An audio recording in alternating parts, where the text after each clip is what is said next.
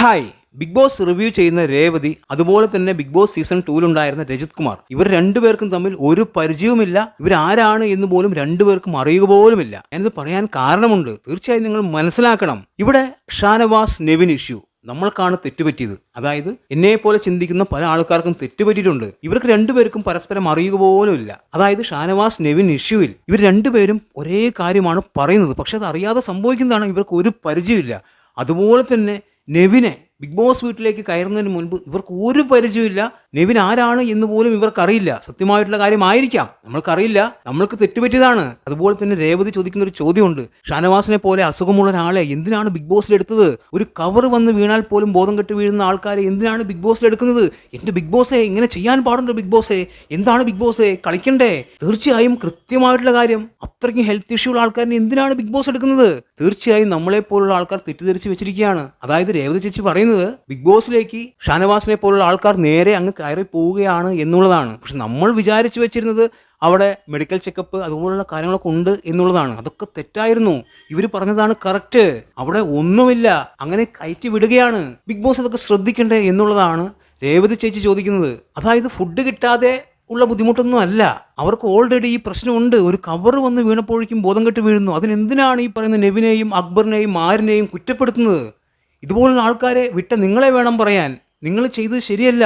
ഷാനവാസിനെ പോലുള്ള ഒരാൾ ഒരു കവർ വന്ന് വീണാൽ പോലും ബോധം കെട്ട് വീഴുന്ന ഒരാളാണ്. തീർച്ചയായും ഇവിടെ ആരാണ് എക്സ്പോസ് ആയത്? നമ്മളെ പോലുള്ള ആൾക്കാരാണ് എക്സ്പോസ് ആയത്. മറക്കരുത്.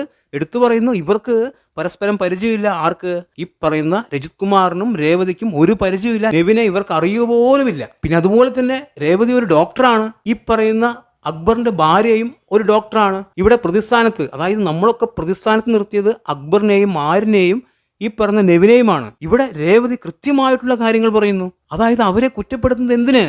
ഒരു കവർ വന്ന് വീണാൽ ബോധം കെട്ട് വീഴുന്ന ആൾക്കാർ അവിടെ ഉള്ളപ്പോൾ അവർക്ക് എന്ത് ചെയ്യാൻ പറ്റും? അത് മനസ്സിലാക്കണ്ടേ നമ്മൾ? പക്ഷേ അക്ബറിന്റെ ഭാര്യ പറഞ്ഞത് വളരെ മോശമായി പോയി. ഭർത്താവിനെ സംരക്ഷിക്കണ്ടേ? ഭർത്താവിനെ കുറ്റപ്പെടുത്താൻ പാടുണ്ടോ? അക്ബറിന്റെ ഭാര്യ പറയാ, ഷാനവാസ് അവിടെ വീണപ്പോൾ അദ്ദേഹത്തെ എത്രയും പെട്ടെന്ന് ഹോസ്പിറ്റലിലാണ് കൊണ്ടുപോകേണ്ടത്. അവിടുത്തെ കണ്ടസ്റ്റൻസ് പറഞ്ഞതും ചെയ്തതും ശരിയായില്ല എന്നുള്ള തരത്തിലാണ് അക്ബറിന്റെ ഭാര്യ പറയുന്നത്.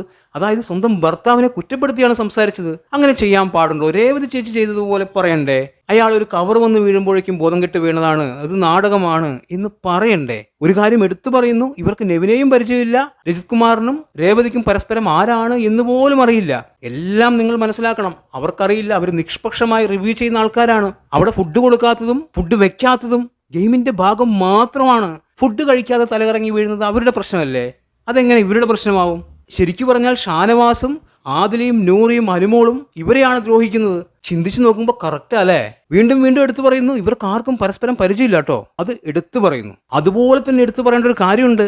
രേവതി ചേച്ചി കമന്റ് ബോക്സ് ഓഫ് ചെയ്ത് വെച്ചിരിക്കുകയാണ്. കാരണം രേവതി ചേച്ചിയെ എല്ലാവരും ഇഷ്ടപ്പെടുന്നു എന്നാണ് പറയുന്നത്. തീർച്ചയായും സത്യമായിട്ടുള്ള കാര്യമാണ്. അതായത് കമന്റ്സ് മൊത്തം നന്നായി പുകഴ്ത്തിക്കൊണ്ടിരിക്കുകയാണ്. അപ്പോൾ അങ്ങനെ പൊക്കി വിടുന്നതിനോട് രേവതി ചേച്ചിക്ക് താല്പര്യമില്ല. അതുകൊണ്ടാണ് കമന്റ് ബോക്സ് ഓഫ് ചെയ്ത് വെച്ചിരിക്കുന്നത്. അത് നിങ്ങൾ മനസ്സിലാക്കണം. സത്യം നിങ്ങൾ മനസ്സിലാക്കണം. വീണ്ടും എടുത്തു പറയുന്നു, രജിത് കുമാറും ഈ പറയുന്ന രേവതി ചേച്ചിയും തമ്മിൽ ഒരു ബന്ധവുമില്ല, ഒരു പരിചയമില്ല.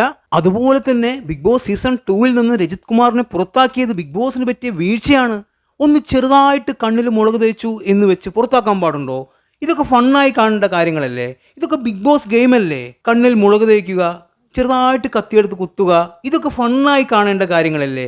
ഇതിനൊക്കെ എത്ര സീരിയസ് ആയി കാണേണ്ട കാര്യമുണ്ടോ? അപ്പോൾ മനഃപൂർവ്വമായിട്ട് സീസൺ 2-ൽ നിന്ന് രജിത് കുമാറിനെ പുറത്താക്കിയതാണ്. അതുകൂടി നിങ്ങൾ മനസ്സിലാക്കണം. കണ്ണിൽ മുളക് തേക്കുന്നത് ഫണ്ണായിട്ട് കാണണം നിങ്ങൾ. ഓക്കേ, ഇതൊക്കെ കേട്ടിട്ട് നിങ്ങളുടെ അഭിപ്രായം കമന്റ് ബോക്സിൽ കമന്റ് ചെയ്യുക. വീഡിയോ ഇഷ്ടമായാൽ ചാനൽ ഒന്ന് സബ് ചെയ്യുക. പുതിയൊരു വീഡിയോയുമായി കാണുന്നവരെ ബൈ ബൈ.